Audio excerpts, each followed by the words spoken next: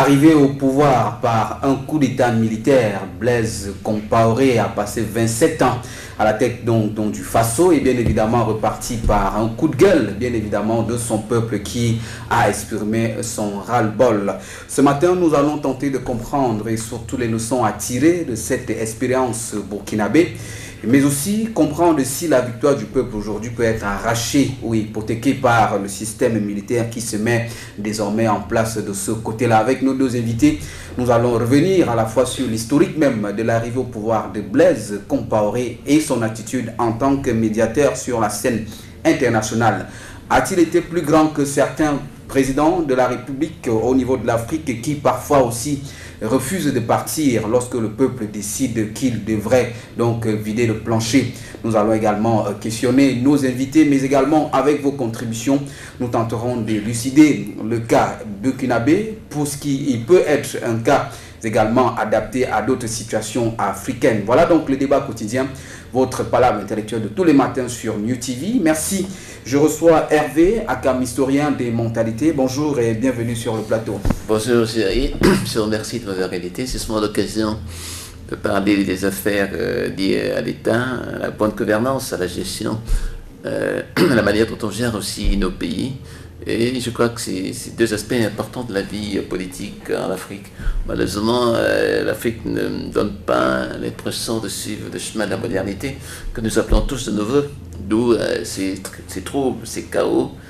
Et c'est bien d'en parler, parce que ça permet aussi de parler. C'est aussi trouver un exutoire. Parler, c'est aussi la liberté. Et c'est bien que vous m'ayez invité, merci. Voilà, merci d'être venu, Hervé Akam.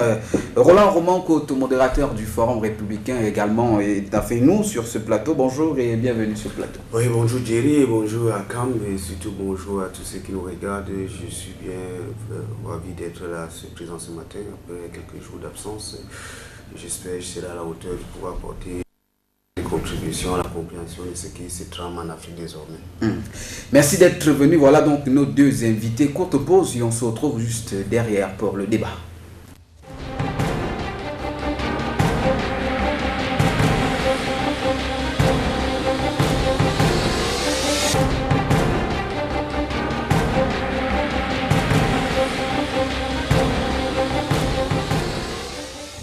Burkina Faso, la victoire du peuple est-elle aujourd'hui volée? En tout cas, c'est la principale interrogation qui nous permet véritablement de débrayer tous les aspects de cette crise au Burkina Faso avec le départ de Blaise Compaoré du pouvoir, sorti par la petite porte, arrivé avec les armes. Mais avant d'y arriver, on a le sentiment que la révision constitutionnelle devient un facteur qui déclenche un certain nombre de courroux en Afrique subsaharienne d'aujourd'hui, Hervé Akam. C'est une mentalité qui s'installe. Oui, c'est malheureusement ce qui arrive un peu à tous les pays africains, effectivement, qui cherchent à manipuler les constitutions pour effectivement rester dans ce qu'on appelle le pouvoir éternel, c'est-à-dire l'éternité de pouvoir. Or, nos modernités aujourd'hui exigent que le pouvoir soit limité dans le temps. On a dans toutes les constitutions modernes aujourd'hui, que ce soit dans des pays que nous regardons comme des démocraties véritables, la France et les États-Unis, effectivement, on fait en sorte que les gens ne restent pas trop longtemps au pouvoir. Mais malheureusement, comme nous on a une mentalité du village, il faut rester le plus longtemps comme chef, parce que à partir du moment où nos chefferies sont des formes juridico-politiques qui s'approprient le temps aussi. Est-ce que en Afrique aussi, les présidents, ceux qui détiennent le pouvoir se sont appropriés du temps, donc ils sont maîtres du temps, maîtres de l'horloge. Et ce qui fait que c'est eux qui décident ce qu'il faut faire et ce qu'il ne faut pas faire. Or, malheureusement, on a besoin de ce principe de subsidiarité, c'est-à-dire les autres, le peuple, qui doit aussi être tu dois se mettre en action de manière aussi à donner aussi une impulsion qui permette aussi de répondre à ces attentes. Or, entre le peuple et les élites, il y a une fracture qui de plus en plus se creuse et c'est très dangereux pour nos pays dans la mesure où on ne peut pas, les démocraties ne peuvent pas vivre sans peuple.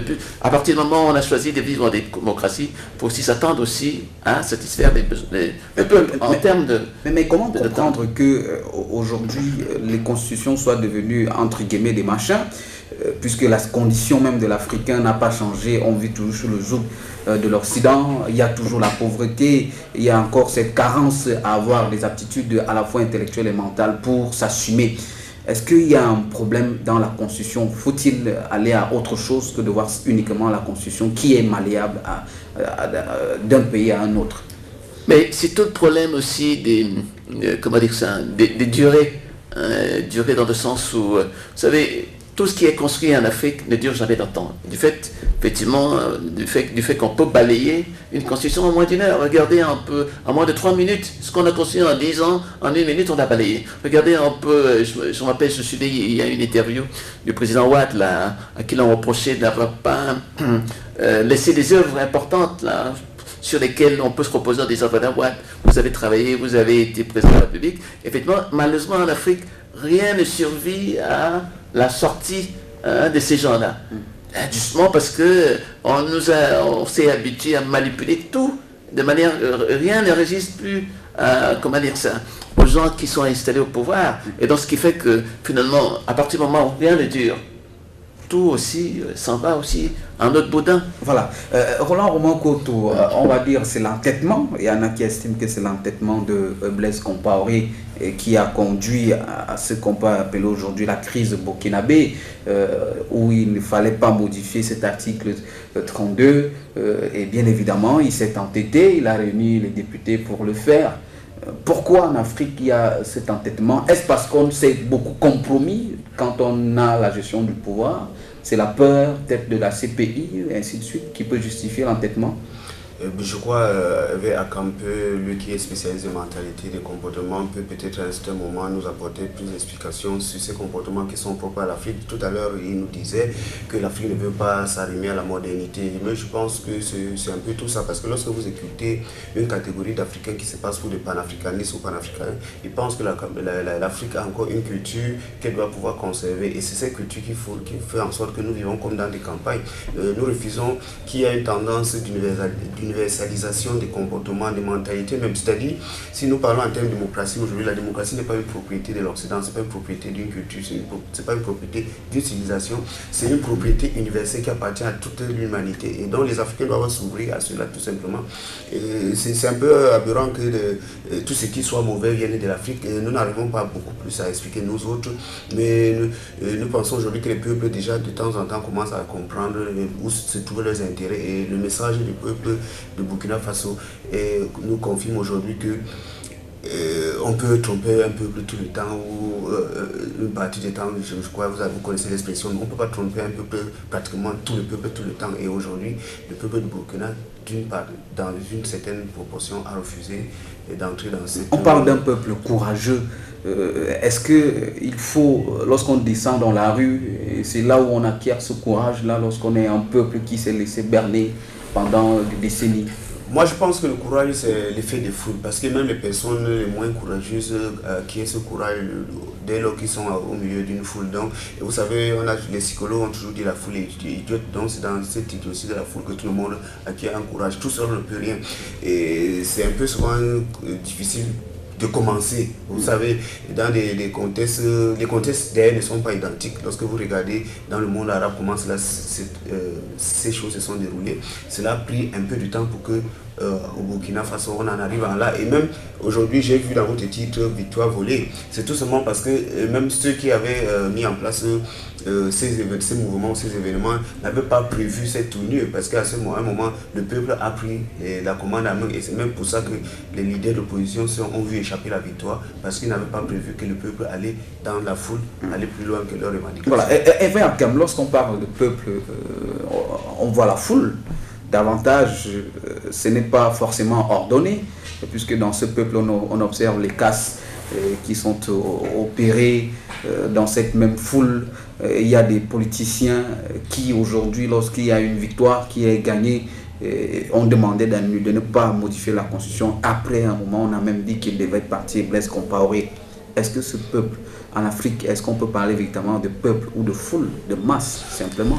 Vous savez, ceux qui ont étudié la Révolution française, je crois que c'est Et la plupart des gens qui ont étudié cette révolution, on a trouvé la foule. Et à l'époque, quand on définissait un peu ce que c'était la foule, c'était franchement des gens, comme on l'a décrit là, qui veulent piller, qui veulent casser, etc., qui veulent effectivement en finir avec l'élite. Donc on a vu à la Révolution, et ça ce sont les dégâts collatéraux. Ça existe dans toutes les foules. Mais c'est vrai que tu as de l'autre côté, le peuple, hein, c'est-à-dire des gens qui sont arrimés. Donc leur espoir est arrivé un peu à la liberté, l'envie de démocratiser des institutions, de faire couler moins de sang. Et je crois que c'est dans ce peuple-là, hein, malheureusement, qu'on ne voit pas beaucoup dans ces marches révolutionnaires-là, qui par exemple ont fait chuter M. Compaoré. Et donc moi je voudrais dire simplement ceci, c'est que, vous savez, il ne faut pas aussi penser que dans la situation où on se trouve aujourd'hui, hein, ce peuple-là aussi nous apporte, hein, c'est-à-dire tout le miracle que les autres n'ont pas pu apporter. Ça, il faut aussi faire très attention. Parce que souvent, quand il y a des marches révolutionnaires de ce genre-là, très souvent, c'est les conservateurs qui récupèrent ce mouvement. Or, donc, il faut maintenant compter sur la frange la plus libérale un peu de ce peuple. Hein, qui est pratiquement privé de liberté. Parce que le peuple, souvent, on a considéré que dans nos démocraties, le peuple, on attend toujours le peuple lorsqu'il y a des élections. Sans souvent qu'on se dise, ben là, on a besoin pour être élu. C'est comme une sorte de réserve. Hein. Or, le peuple, maintenant, il s'exprime dans la rue. Et c'est la frange libérale, là, maintenant. C'est-à-dire la frange des gens qui sont convaincus que la liberté, c'est très important pour l'Afrique, que le suffrage universel, que les bouleversements de constitution, des choses complètement révolues. C'est cette frange de la population qui, avec leur conviction, effectivement, peut faire en sorte que l'Afrique évolue. Or, c'est cette frange du peuple, hein, qui repose sur une élite vraiment progressiste. C'est ceux-là qu'il faut compter le plus. Mais qu'est-ce qui peut justifier qu'en ayant passé 27 ans, que ce soit aussi facile d'être déboulonné, d'être chassé, après avoir conquis tout le pouvoir, tous les arcanes du pouvoir pendant 27 ans, que Blaise Compaoré soit assorti de cette manière-là? Qu'est-ce qui peut justifier? Mais c'est le problème de toute la légèreté de ce qu'il y a chez nous en Afrique. Et il y a une insoutenable légèreté sur tout ce qu'on fait. Regardez la manière dont les gens agissent tous les jours. C'est avec légèreté. Les problèmes liés à la corruption, les problèmes, on ne fait jamais rien avec sérieux. Que ce soit de la part des politiques, que ce soit de la part des intellectuels, rien n'est fait au sérieux. Et donc, cette légèreté s'imprime au quotidien, tous les jours. Et malheureusement, on voit aussi le revers, c'est-à-dire qu'en une journée, on peut balayer ce pouvoir qui, effectivement, ces pouvoirs qui sont d'une légèreté insoutenable. Même s'ils sont militaires. Même s'ils sont militaires. Roland Romain Kotoke, le Burkina Faso, après Sankara, qui était un militaire, Compaoré militaire, aujourd'hui militaire. Mais on observe que ces changements, en tout cas le dernier changement, est l'émanation de la populace, du peuple, des hommes politiques. Qu'est-ce qui peut justifier cette tradition militaire dans les successions aussi brutales soient-elles dans nos États africains? Moi, je pense tout simplement que les militaires sont tout simplement une catégorie d'individus opportunistes qui ont cet avantage de porter des armes à feu. Parce que, voyez-vous, dans le cadre de la révolution de Madagascar, c'est le jeune qui est maire je crois, d'Antananarive, qui avait été porté au pouvoir. Il a été grâce à la pression de la population sur la foule et où les militaires n'ont pas pu intervenir pour se mettre en avant-garde. Donc je pense qu'il n'y a que cet avantage de port d'armes. Et si nous étions dans une situation comme dans ces pays où toute la population est formée au maniement d'armes, je crois que ce ne serait pas toujours une évidence de voir la tête d'un militaire. Mais là, jusque-là, lorsque vous avez gagné une victoire comme celle d'hier, le peuple est encore en voie, a encore cette puissance et capacité de pouvoir aller plus loin. Mais malheureusement, ceux qui ont déclenché les hostilités n'avaient pas une meilleure stratégie, n'avaient pas prédit ces événements, cette tournure. Exactement. Des militaires, des responsables de l'armée burkinabé qui s'entre-déchirent maintenant pour gérer la transition, cette transition qui n'est même pas jusque-là définie. Oui, et nous retrouvons donc que ces préparateurs ou bien ces initiateurs ont fait une préparation partielle. On peut parler de l'impréparation parce qu'à ce jour, il y a déjà une division au sein de la société politique, la société civile, parce qu'il y a ce qu'on appelle la société dite citoyens qui aujourd'hui approuvent un pouvoir militaire, contrairement aux hommes politiques qui voudraient un pouvoir civil. Et donc vous vous rendez compte facilement qu'ils ne sont pas entendus, ils ont cru... Dans le cadre du Burkina Faso, faut-il une transition militaire ou une transition civile lorsque le pouvoir a été longtemps géré par les militaires? Je crois qu'il faut qu'on apprenne à dire à tous que le pouvoir appartient au peuple et que dans toutes les traditions, quelle que soit la nature de la révolution, c'est l'individu civil qui doit être à mesure de conduire une transition. Moi, je trouve ces transitions militaires mal appropriées, même si on pense que les militaires ont eu le dessus d'occuper la présidence puisqu'ils y étaient et qu'ils ont les armes. Donc, à mon avis, je crois que l'opposition devrait insister que cette transition soit une transition civile. Il y a déjà à ce niveau des organisations internationales telles que la CEDEAO et autres qui sont impliqués et il faudrait donc que la pression soit accrue pour que les militaires cèdent à une transition civile, quitte à la CEDEAO, quitte au Burkinabé, parce qu'on ne peut plus faire aujourd'hui l'évolution en vase clos, donc quitte à toutes les communautés tant nationales qu'internationales de trouver une entente afin qu'une personnalité civile, une personnalité peut-être neuve puisse conduire cette transition. Moi je pense que les militaires aujourd'hui sont mal appropriés pour conduire des transitions parce que au moment où on attendait ces militaires, ils ne l'ont pas fait. Il ne faut pas profiter d'une victoire de la population pour aujourd'hui pour dire que nous pouvons conduire la transition. Et pire encore, je vais vous dire, le numéro 2, le numéro 1 d'aujourd'hui, qui était hier le numéro 2 de la garde présidentielle, est un proche de l'ancien président. Autant le chef d'état-major, ils sont aujourd'hui mal placés pour pouvoir conduire cette transition. Moi, je conseillerais au peuple burkinabé d'insister le départ de ces militaires qui ont pris la tête. Les militaires qui, à plusieurs reprises, à 2 reprises, il faut le dire, Hervé Akam, qui ont voulu essayer avec la mutinerie de 2011, on observait également en 2013 une tentative, des coups de feu même, orchestrés à cette époque-là par celui qui aujourd'hui assure, dit être l'homme fort aujourd'hui de Ouaga. Comment comprendre qu'il y a une distribution de ce pouvoir militaire et qui, entre-temps, il y en a qui sont mieux nantis, mieux lotis, d'autres ne sont que des valets de cette administration militaire-là. Est-ce que ça peut susciter le manque de confiance aujourd'hui qu'on voit à l'égard d'une certaine partie du peuple burkinabé aujourd'hui, à l'égard de ces chefs militaires, alors qu'une autre frange de la population plébiscite un autre acteur militaire? Est-ce qu'on peut aller dans le sens de la crise ou bien de la guerre civile si on ne s'entend pas de qui doit gérer quoi? Je crois qu'il faut d'abord relever que c'est un pays où il y a toujours eu des coups d'État. Je crois qu'il faudrait dénombrer pratiquement près de 300 ou 400 dans cette région-là. Quand vous regardez le Mali, toute la CEDEAO, c'est un terreau de coups d'État. Donc ces gens n'ont toujours vécu que de ça, hein. Les passages d'un pouvoir à l'autre se sont toujours faits par des coups d'État.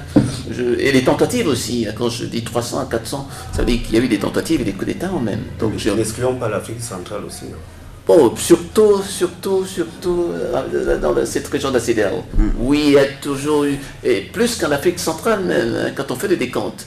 Si je savais qu'on allait travailler là-dessus, je crois que j'aurais eu le temps de regarder un peu le nombre de coups d'État sur Internet. Et effectivement, on m'aurait indiqué, je ne suis pas loin quand même du compte, là, hein, 300, 400 coups d'État et tentatives. Alors, ce qui explique qu'effectivement ces gens ont été habitués à voir des militaires passer au pouvoir.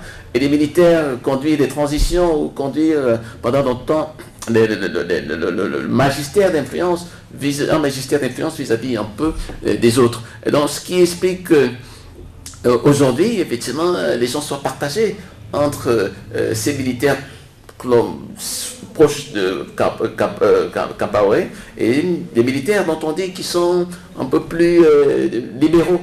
Et justement parce qu'il y a une tradition qui veut que le pouvoir se conquiert par des hommes exceptionnels. On a vu avec Sankara, dont on estimait qu'il était vraiment un homme sensationnel, fantastique, exceptionnel, effectivement qui avait le droit de conduire un peu ce pays. Mais là on a vu aussi quand l'autre est arrivé, effectivement c'est les mêmes, quand on regarde la presse de l'époque, moi j'en ai lu à l'époque lorsque Kampaoré prenait le pouvoir, il n'y a pas eu vraiment les gens n'ont pas eu cette tolérance vis-à-vis de Sankara. On est passé tout de suite en disant voilà, celui-là il a bien fait de remplacer Sankara. Et c'est un homme exceptionnel. Donc on est dans une tradition de l'histoire qui fait que ces pays sont toujours gouvernés par des hommes exceptionnels. Et ces hommes exceptionnels, on le retrouve dans l'armée. Ce qui explique effectivement le sentiment que les gens sont partagés par cette transition un peu bloquée. Roman Couto, il y a d'aucuns qui estiment qu'il y a une odeur de revanche au Faso aujourd'hui, puisque le lieutenant-colonel qui assure la transition jusqu'à présent a les allures, les attitudes de Sankara. Il a changé même la place de la nation, il est revenu à la place de la révolution, la place qui a permis à ce que cette meute populaire puisse se dégager Compaoré. Est-ce que ça peut s'expliquer la revanche militaire de celui qui avait peut-être l'âme de Sankara, mais avec un esprit de Compaoré? Je crois qu'il ne faut pas qu'on continue à jouer aux petits Africains, nègres, aux petits nègres qui ne comprennent rien. Et il y a là un baratinage tout simplement où on voudrait faire croire aux populations que nous sommes de leur côté, nous en tant que ce colonel et sa bande. Parce que lorsque la population a crié, le colonel n'avait pas trouvé utile de demander à son patron de partir. Et aujourd'hui, il faut jouer au sankarisme. N'oubliez pas que ce colonel, c'est le bras droit il a été pendant longtemps le bras droit de M.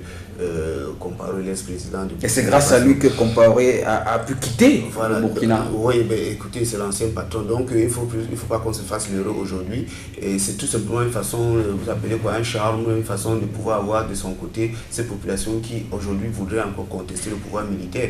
Et moi je dis c'est toujours une absurdité africaine, parce que je ne peux pas comprendre que dans un coup d'État, dans un coup de gueule, n'appelons pas ça un coup d'État, dans un coup de gueule où la population a demandé au chef d'État en fonction des partis, et que les militaires aujourd'hui soient dans l'indiscipline de comportement, dans l'indiscipline comportementale. Comment pouvez-vous expliquer qu'aujourd'hui, qu'un général de division devient le subalterne d'un lieutenant-colonel? Et on ne voit ça qu'en Afrique.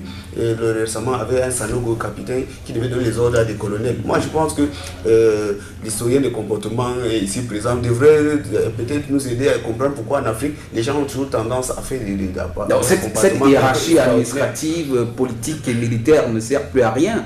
Du moment où on a le charisme de gérer, c'est-à-dire même si on est subalterne, on peut devenir le boss en un clic, parce qu'on a des affinités peut-être avec le pouvoir qui était bien huilé et bien infiltré. Oui, en réalité, quand on regarde un peu, c'est-à-dire quand on arrive à faire un portrait prosographique de tous ces éléments que Roland vient de parler là, tous, quand on regarde très bien, ils ont fait des études, c'est des Mossi, ils ont fait des études à Pau, des études militaires. Et donc, compte tenu de ces orientations scolaires ou militaires, qu'est-ce qu'on leur enseigne là? On leur enseigne toujours les épopées napoléoniennes, les épopées de ces gens-là qui, malgré le peuple, occupaient le règne du pouvoir. Donc, je crois que c'est ça aussi. Donc, ils ont eu un enseignement de type qui n'autorise pas une appropriation un peu de ce qu'on appelle aujourd'hui la démocratie.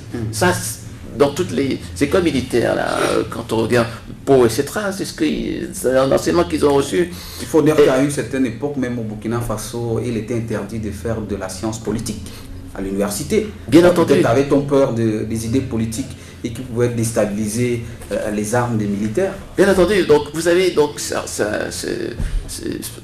cet argument vient maintenant renforcer l'argumentaire selon lequel le portrait de ces gens-là, c'est des portraits vraiment qui deviennent pratiquement de l'extérieur, c'est-à-dire des gens qui ont milité, qui ont fait des études à Pau, où on leur a enseigné la manière de gérer un peu le pouvoir, pas effectivement d'aller se battre sur le terrain contre les Boko Haram, etc.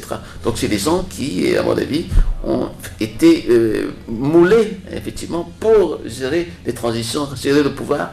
Et malheureusement, on voit la suite aujourd'hui, à savoir que quand il y a le problème, la démocratie se pose. Hein, et quand bien même ils sentent qu'il y a le poids du peuple qui leur demande de partir, il y a un refus complet d'accepter l'évidence, c'est-à-dire s'écarter du pouvoir pour laisser le pouvoir aux civils. Un autre constat fait en Afrique, Roland Couto, on fait très vite de penser que c'est un individu qui dérange, qui doit partir. Pourtant, il fait partie, il a tout un système. Est-ce que le fait que Compaoré soit dégagé, ça veut dire que c'est une victoire pour le peuple qui revendiquait un certain nombre de choses au système Compaoré? Mais je crois aujourd'hui, on ne peut pas vite parler de la victoire par rapport à un système. Vous savez, le système, c'est comme l'ADN d'une société. Aujourd'hui, il va falloir maintenant recommencer dans une refondation de la société politique. Et c'est pour ça qu'on parle de phase transitoire. Comment chambouler tout le système, mettre hors d'état de nuit toutes les ramifications qui ont eu lieu. Et sur ce plan-là, je crois que le peuple ne peut pas vite crier victoire tant que la transition n'a pas été bien menée. Et c'est pour ça qu'il va falloir trouver une personnalité vraiment neutre, une personnalité altruiste. Consensuelle. Voilà, non seulement consensuelle, mais quelqu'un qui va travailler de façon désintéressée, sans vraiment un intérêt personnel pour conduire cette transition. Et sur cette base-là, je crois qu'ils vont mettre une nouvelle fondation. Et c'est pour ça que pour nous, au fond... Est-ce que tous les acteurs qui participent à la vie politique, à la vie globale même du Burkina Faso étaient d'accord à ce que Compaoré puisse partir, puisqu'il y a peut avoir des requins du système et qui peuvent vouloir protéger les uns les autres, et ainsi de suite. Non, je vais vous dire tout à l'heure, lorsque nous analysons la manœuvre des militaires, nous avons constaté cette tendance pour ces officiers généraux et officiers supérieurs à conserver le pouvoir de Compaoré. Mais malheureusement, la population, la foule, qui elle avait pris une autre orientation par rapport aux acteurs de la politique, en avait décidé autrement. Donc aujourd'hui, on se retrouvait face aux décisions de la foule et non aux décisions des acteurs politiques ni de l'élite militaire. Et là, c'est pour ça que nous continuons aujourd'hui à être d'accord pour ceux qui disent que les militaires, ces officiers généraux et supérieurs ont volé la victoire d'une révolution populaire. Et c'est tout à fait normal aujourd'hui que les acteurs politiques soient un peu dans un désarroi qui ne se retrouvent pas parce qu'ils n'ont pas su planifier que en cas de mettre en place des plans A, plan B, plan, si la révolte va à ce niveau, qu'est-ce que nous allons présenter? Aujourd'hui, vous vous rendez compte qu'il y a une division au sein de la classe politique pour la récupération, pour la gestion de cette victoire. Donc, ma foi, il ne faut pas toujours penser que derrière toutes ces révolutions-là, les acteurs ou bien l'élite de l'intelligence a toujours le contrôle. Vous le savez, même lorsque vous êtes dans une foule, que vous soyez professeur, agrégé en sciences, de toutes sortes, vous perdez le contrôle de vous-même et vous suivez tous les autres. On rappelle aux téléspectateurs qu'ils ont aussi la possibilité de participer à l'émission en nous donnant les leçons que vous tirez de cette crise burkinabé et bien évidemment de cette révolution populaire qui a vu le départ de celui-même qui a dirigé ce pays pendant 27 ans. Les leçons à tirer au-delà du Burkina Faso, vous avez dit dans la CEDEAO, c'est une récurrence, la Côte d'Ivoire est là, la Guinée-Conakry est là, le Mali est là, mais au-delà de cette CEDEAO, est-ce que ça peut être un message? Il y a une publication sur Facebook qui fait le portrait de ces présidents qui ont mis du temps et qui devraient partir et on ne fait que enlever. Est-ce que c'est un message à ces barons, par exemple, de l'Afrique centrale, qui sont également là depuis très longtemps et qui, parfois par intelligence ou sagesse, ont su modifier cette dame constitution à temps? Alors, vous savez, quand je regarde un peu la configuration des États d'Afrique centrale aujourd'hui, ma première interrogation, c'est sur la RDC. Parce que je crois que c'est le même débat en ce moment. On se demande si Kabila va changer la constitution. Et donc il y a ce problème. Alors, je crois que peut-être qu'il a des chances de réussir dans la mesure où il y a comme une osmose dans son parti où on ne constate pas dans son parti bien entendu des dissonances parce qu'avec Compaoré c'était plutôt contraire. Oui, dans son parti les gens lui disaient non, que c'était pas possible de continuer parce qu'effectivement il y avait des appétits qui étaient ouverts, il y avait des jeunes loups, comme on dit en politique, qui étaient prêts effectivement à lui courir sus. Alors donc Kabila est un peu comment dirais-je, le collimateur du cyclone, c'est-à-dire est-ce qu'il va essayer de le faire? Et un autre problème qui se pose, Hervé Akam, revendique-t-on la longévité ou simplement l'âge de ceux qui incarnent l'État? Kabila, c'est un jeune, on va dire. Oui. Donc il a encore peut-être toute la vigueur. Moi, je crois beaucoup plus, c'est dans la durée. Vous savez, 27 ans, c'est beaucoup quand même. 27 ans, c'est beaucoup. Enfin, quand on regarde un peu la manière dont fonctionne, dont les classes d'âge arrivent dans l'offre, dans l'offre d'emploi aujourd'hui, parce que c'est les 18-20 ans qui, de nos jours, arrivent dans le marché du travail et malheureusement qui n'en trouvent pas. Or, c'est eux dont on a besoin, qui ont besoin effectivement de se mettre déjà en marche pour que quand ils arrivent à 55, 60 ans, puissent bénéficier de tout le travail qu'ils ont accumulé à travers les pensions, à travers les soins, etc. Or, c'est eux la partie la plus combative, les jeunes.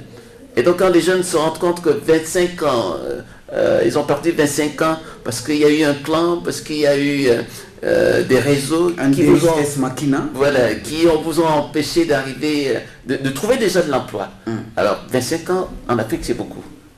C'est énorme. Alors donc, quand on arrive à ce constat, bon, on se rend compte que la jeunesse veut aller vite.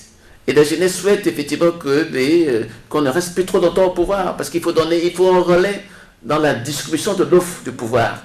Et cette offre de pouvoir, malheureusement, ils n'ont pas, d'où ces revendications de plus en plus nombreuses. Et effectivement, il faut écouter ces jeunes qui ont besoin d'aller plus vite, parce qu'effectivement, ils sentent que la modernité leur échappe à cause des vieux qui occupent pendant longtemps le pouvoir. Voilà, je voudrais faire un rapprochement avec le Cameroun. Le Cameroun, en 2008 également, a subi cette modification de la Constitution. On sait que les mouvements politiques et tout ça se sont mis en branle pour dire non, en même temps que d'autres mouvements soutenaient cette envergure-là. D'aucuns estiment qu'en 2008 également, avec ces émeutes qui étaient de la fin, pas des émeutes sur le plan politique, et qui, à part les années 90, il n'y a pas encore eu un véritable débat qui oppose le peuple aux leaders politiques du Cameroun, par exemple.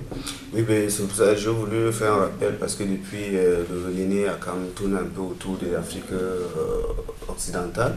Et toutefois, je crois que nous sommes beaucoup plus concernés pour la sous-région de l'Afrique centrale, où notamment au Cameroun, le président est à sa 32e année et à la 36e année va probablement être candidat pour se retrouver à 42 ans de pouvoir. Moi, je pense que c'est une insulte à l'intelligence d'un peuple que de rester à l'éternellement à un pouvoir. Et lorsque nous essayons d'approcher le résultat, nous nous rendons compte que rien n'a été fait pour pouvoir mettre même ce peuple dans de bonnes conditions. Je crois aussi que les populations ne sont pas uniquement concernées par le problème d'âge de ceux qui nous dirigent, mais ils sont aussi intéressés par la longévité au pouvoir, parce que lorsque vous avez vous avez donné des résultats non appropriés, des résultats inattendus, dont on n'a pas besoin, les populations sont en droit de vous demander de partir. Au Cameroun, il y a eu malheureusement une modification illégale de la Constitution en 2000. Mais qui est passée, oui, qui est comme passée, une lettre à la poste. C'est ce que nous contestons, nous observons aujourd'hui, et contestons aussi l'excès de légitimité de la société politique au Cameroun. Les politiciens au Cameroun ne sont même pas des partis d'opposition. On se rend compte que bon nombre sont des partis de position, c'est-à-dire des individus qui veulent se positionner. C'est le cas de ce qui se passe aujourd'hui pour les leaders de cette opposition, qui ont pratiquement composé avec le pouvoir en place sous différents angles. Ça leur permet d'avoir une rente financière.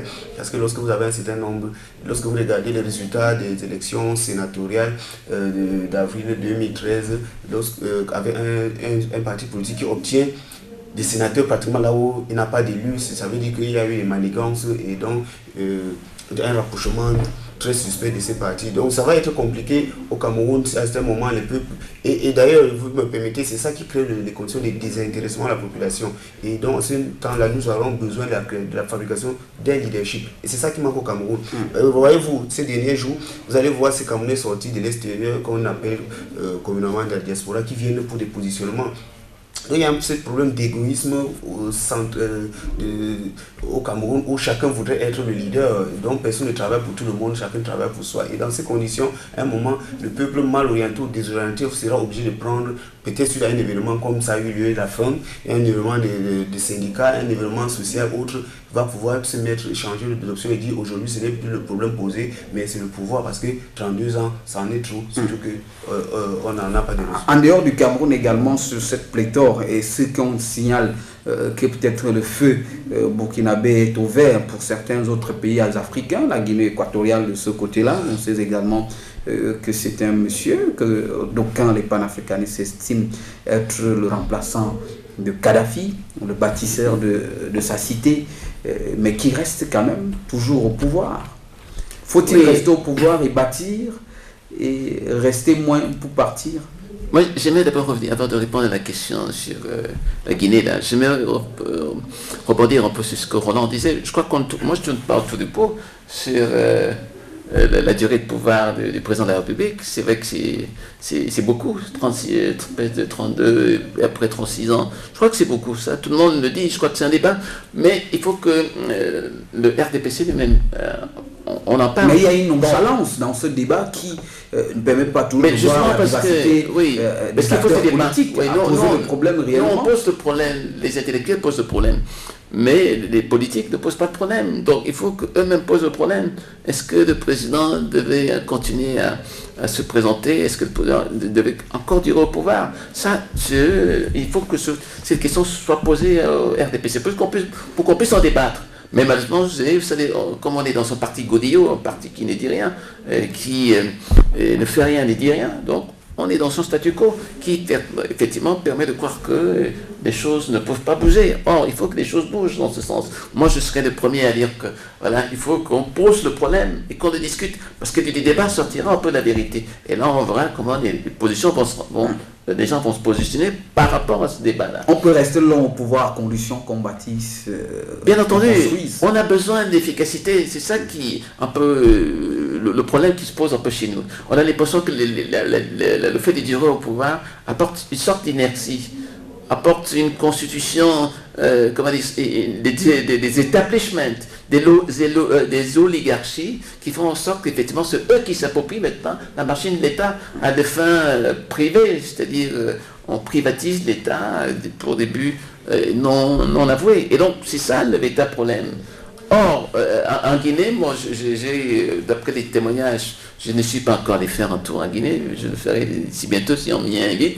D'après la Guinée, j'ai comme l'impression que ce monsieur a commencé un travail à travers le lotissement des villes, à travers l'exploitation de ces richesses qui profitent, semble-t-il, nous dit-on, à son peuple. Mais le reproche qu'on peut lui faire aujourd'hui, c'est de ne pas intégrer aussi l'opposition dans ce mouvement-là, parce que pendant longtemps, j'ai entendu des gens... Est-ce que dans les pays africains où il y a l'extrême pauvreté, la démocratie, d'aucuns estiment que la démocratie n'est pas toujours un meilleur atout pour construire? Moi, je crois qu'il faut comprendre, il faut faire la distinction entre la démocratie et la République. Vous savez, la démocratie, c'est quelque chose de formidable. Personne n'a inventé la démocratie. Parce qu'on nous dit souvent qu'elle a été inventée en Grèce, c'est faux. Nous avons inventé nous-mêmes, dans nos traditions, il y a la démocratie, en ce sens que c'est le consensus pour trouver une solution à un problème. C'est ça la démocratie. Dans toutes les sociétés traditionnelles, que ce soit chez les Indiens, que ce soit chez les Bamileke, que ce soit chez les Boulous, il y a toujours cette démocratie qui existe. Or, dans la République c'est accaparer la démocratie, surtout les Occidentaux, en disant voilà, c'est nous qui avons inventé la chose. Non, elle existe depuis très longtemps. Or, les problèmes qui se posent maintenant dans les républiques, avec les forces armées qui sont des pouvoirs coercitifs, c'est là, effectivement, il faut se poser la question, pourquoi maintenant la démocratie comprime, les républiques compriment, au lieu, effectivement, de créer cette osmose qui permet maintenant aux gens de s'exprimer, de faire leur libre choix. Or, on a maintenant l'impression qu'on choisit des gens en fonction des richesses, en fonction d'un statut, et c'est là où, effectivement, les démocraties... En reprenant les propos de Barack Obama, le président américain, qui disait qu'en Afrique, il faut des institutions fortes, que d'hommes très forts, on a le sentiment que Kadhafi a construit la Libye. C'était pas à travers des institutions fortes, parce qu'il a été même surnommé le guide. En Guinée équatoriale, c'est pratiquement la même chose. Au Cameroun, pas suffisamment la même chose. Comment comprendre qu'il y a un paradoxe dans ces institutions qui doivent accompagner la démocratie et ces hommes forts qui, eux, disent être incarnés et apporter la démocratie? Écoutez, je crois qu'il est question aujourd'hui de ne pas faire la confusion entre la peinture de la pauvreté et un développement global. Parce que là, lorsque vous regardez les cas des États-Unis, la France, les États-Unis aujourd'hui ont plus de 7 expériences présidentielles. C'est-à-dire, lorsque vous allez dans la banque américaine, vous allez trouver Jimmy Carter, Bush père, Bush fils et autres qui sont une continuité dont un certain nombre d'expériences. Lorsque vous avez pris le temps de pratiquer et de passer le relais, ça vous permet en recul de pouvoir conseiller. Et il y a là ce qu'on appelle la continuité continuité pour les générations futures. Or, malheureusement, chez nous, des gens voudraient mettre de la peinture, c'est-à-dire que vous avez un fer complètement rouillé, un fer sur lequel vous mettez de la peinture blanche et que vous passez pour le neuf. Et c'est ça vraiment la difficulté. Donc, même M. Kadhafi a fait 42 ans de peinture de la pauvreté et c'est ce qui est en train de se fabriquer en Guinée équatoriale. Mais l'après, vous appelez qui est l'après Obiangema, qu'est-ce que l'on peut bien retenir de ça? Moi, je pense que normalement, notamment, il est question aujourd'hui de pouvoir faire une passation afin d'assister en tant qu'observateur, en tant que conseiller à une continuité. Parce que lorsque vous regardez, surtout dans ce terre occidental, il y a des projets qui sont lancés par des scientifiques sur une durée de 50 ans et donc ils ne sont pas capables ici de pouvoir réaliser ce projet parce qu'ils savent qu'il y a il y aura un relève sur le terrain. Mais malheureusement, chez nous, nous ne prévoyons pas ce relève. Donc, cette politique de pouvoir dire que nous mettons pour mieux faire, moi je pense que c'est trompeur. On est tout simplement en train de nous prendre pour des nègres, ces bons nègres qui ne comprennent rien. Il faut faire un mandat, sachant que le cerveau humain a des capacités de pouvoir donner de bonnes qualités à un certain nombre de temps. Et un autre temps restant, le cerveau devient un peu défaillant. Et à ces rythmes-là, je pense que M. Obiangema devait penser au lieu de vouloir continuer en Afrique, l'attitude en Afrique, donc je voudrais, c'est une autre mentalité. Lorsque on se rend compte que le cerveau est un peu fatigué ou bien le corps, on a l'habitude de souvent penser à ses proches, soit à ses enfants, soit à ses frères. Compaoré voudrait mettre François, lorsqu'on a dit qu'il ne devrait plus se représenter. Pourquoi cette attitude-là? Ça veut dire qu'il y a des gens qui incarnent à eux seuls le pouvoir de décider, le pouvoir de diriger, de gouverner. Oui, vous savez qu'est-ce que ça veut dire? Une monarchie démocrate? Non, vous savez, je sais pas que moi je parle souvent de la mentalité du village, c'est-à-dire quand le père s'en va, c'est le fils qui récupère un peu le précieux héritage, mais pas en termes de capital, mais en termes de rite, dépositaire des rites. Alors, je crois que pendant longtemps, on a pensé que la République, c'était les rites. Ça se voit un peu partout. On a vu au Togo, où le père est parti, le fils a récupéré. Donc, il y a comme une transmission du pouvoir par ces méthodes qui relèvent un peu des méthodes traditionnelles. C'est-à-dire, on vous confie ce précieux héritage qu'est la tradition. On vous dit, voilà, quand vous respectez mieux la tradition, vous respectez mieux les rites, que ce soit les rites de passage à l'initiation des adultes ou des enfants, etc. Donc, ça se passe à peu près comme ça. On l'a vu au Togo, on l'a vu au Gabon, on l'a vu en RDC. Bon, peut-être qu'on le verra ailleurs. Donc, je crois qu'il y a une continuité historique qui fait que ces traditions risquent de s'assumer de cette manière-là. Et moi, je trouve que c'est très dangereux parce qu'à partir du moment où on a construit des héritages par primogéniture, c'est-à-dire c'est le premier fils qui prend le pouvoir, comme ça s'est passé aussi dans une tradition féodale qui nous éloigne pas très loin de l'Europe. Alors donc, moi je crois que c'est pas démocratique, dans le sens où je suis... Est-ce qu'on peut percevoir à ce niveau-là un manque de courage, de décision pour les Africains, pour les dirigeants africains, de dire nous sommes une monarchie, sachez que si je suis là aujourd'hui, c'est ma famille qui devrait, mais qu'il y ait quand même le progrès, qu'il y ait le développement à côté de ça, que de dire qu'on a une démocratie, mais qu'après c'est une succession héréditaire qui gère le pouvoir. Mais je crois que c'est plutôt la marque d'une indécision politique. Dans la mesure où, vous savez, chez nous, tant qu'on ne dit rien, on est gouverné par le silence. Et c'est quelques temps après qu'on viendra vous dire, voilà, comme on fait accompli, c'est lui qui est là. Et il faudra que tout le monde la double. Donc c'est ça, il y a comme une... vous savez, vous regardez un peu comment les RDPC fonctionnent, personne ne dit rien. Parce que tout le monde est à l'affût en attendant que, effectivement, les choses se déclenchent pour effectivement se présenter au dernier moment en disant c'est moi l'élu. Et c'est cette indécision politique qui fait qu'on est sous flot politique et qui peut nous entraîner aussi dans des méandres, dans des dérives les plus folles. Effectivement, quand le peuple, les gens qui s'estiment lésés, peuvent rentrer aussi en action. Et donc, il faut faire attention à ce type de manipulation. Alors, c'est pourquoi moi je suis vraiment favorable à... Vraiment, moi je suis pour le vote. Que ce soit l'IPC pour désigner celui même qui si part... c'est à la soviétique.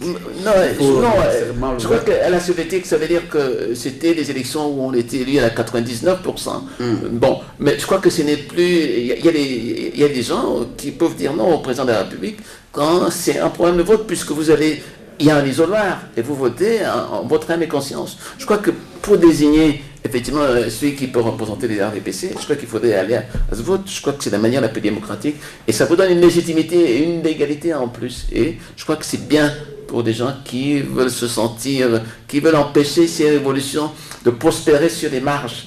C'est-à-dire que c'est comme on voit au Togo, au Burkina aujourd'hui, c'est pas l'élection qu'on peut arrêter, c'est flux des révolutions qui commencent à déferler sur le continent. Est-ce qu'il y en a qui estiment, Roland Roman Kotou, que peut-être Blaise Compaoré, comme bien d'autres, peut-être en Égypte, en Tunisie, ont vite fait de comprendre la colère du peuple, le ras-le-bol, qu'il y en a certains qui parfois commencent à faire une guerre frontale vis-à-vis de ce peuple-là.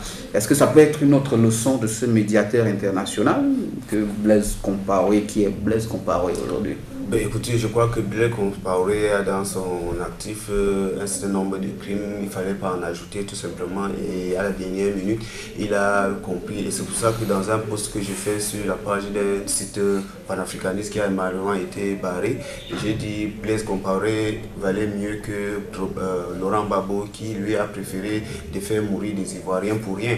Et donc, même si nous venons tout loin, même chez nous, je crois qu'en 2008, on a parlé de plusieurs centaines de morts.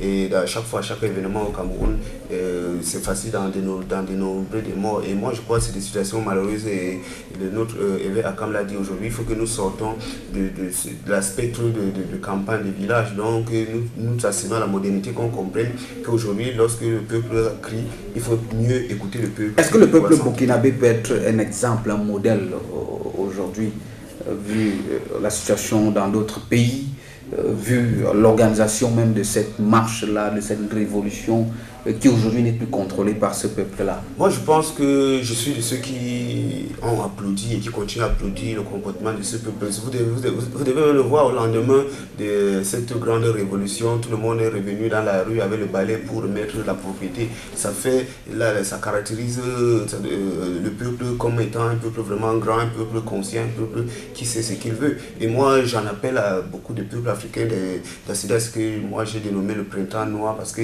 lorsque le peuple est écouté, et comme l'a dit Hervé, tout le monde, nous voudrons avoir des élections, mais que ce soit des élections libres et transparentes, et non des élections dont les unes sont trouées. Et lorsque vous mettez une enveloppe, l'enveloppe ressort par le bas. Donc moi je pense qu'il faut que nous accédons à la modernité. À défaut, je pense que nous avons toujours dit, les révolutions des peuples qui sont des droits pour ces peuples vont rester des conditions et des solutions. La révolution populaire, si elle n'est pas structurée, elle peut aboutir soit à une guerre civile, soit à ce qu'on assiste aujourd'hui, que les militaires qui perpétuent le pouvoir au Burkina Faso, quel type de peuple faut-il pour qu'il y ait véritablement une révolution dans la mentalité, dans la gouvernance globale de la cité? Alors, moi je pense sincèrement que les guerres civiles, elles existent quand elles viennent de l'extérieur. On a un exemple un peu de la Libye. Il a fallu effectivement que les gens de l'extérieur viennent pour attiser davantage les haines. Alors que si, à l'époque, les gens de Benghazi s'étaient entendus marquer l'entêtement de Kadhafi, si les gens de Benghazi s'étaient entendus avec des autres régions, je crois qu'on s'est arrivé à un compromis.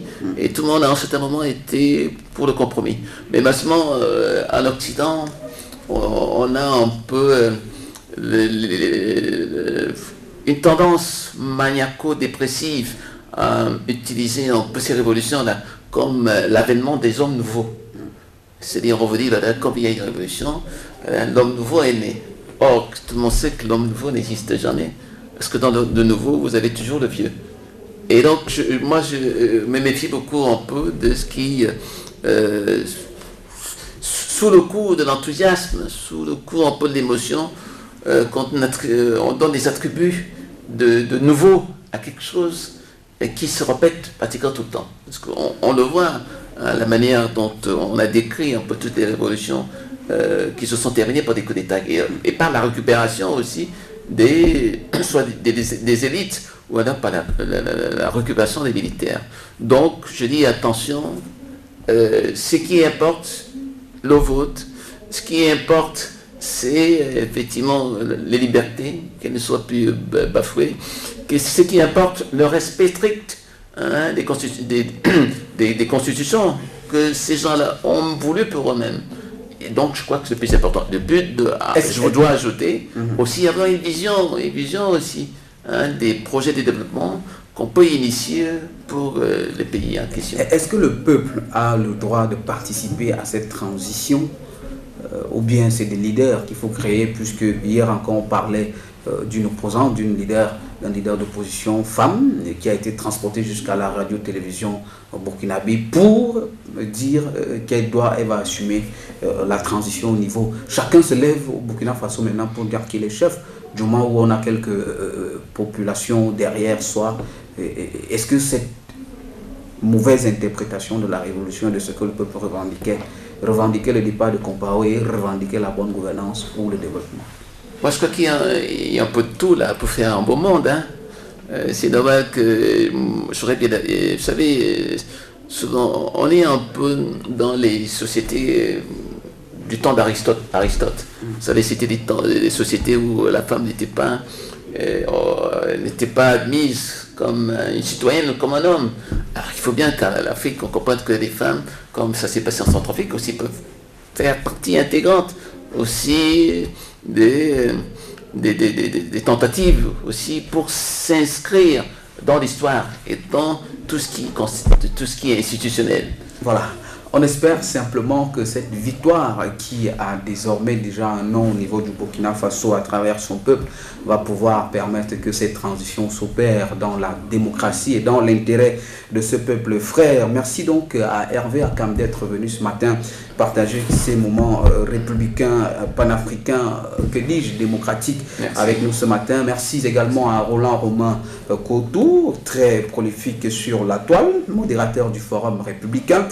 En tout cas, merci à vous d'avoir suivi cette autre émission du débat quotidien. On se quitte avec la pensée du jour qui nous vient de Plutarque, qui est donc un historien grec qui dit « Il faut avoir des amis et des ennemis. Des amis pour nous apprendre notre devoir et des ennemis pour nous obliger à faire ce même devoir. » Merci à toute l'équipe de production. Demain, 9h30 pour une nouvelle édition du débat quotidien. Bonne suite des programmes sur NUTV qu'on aime simplement. Thank you.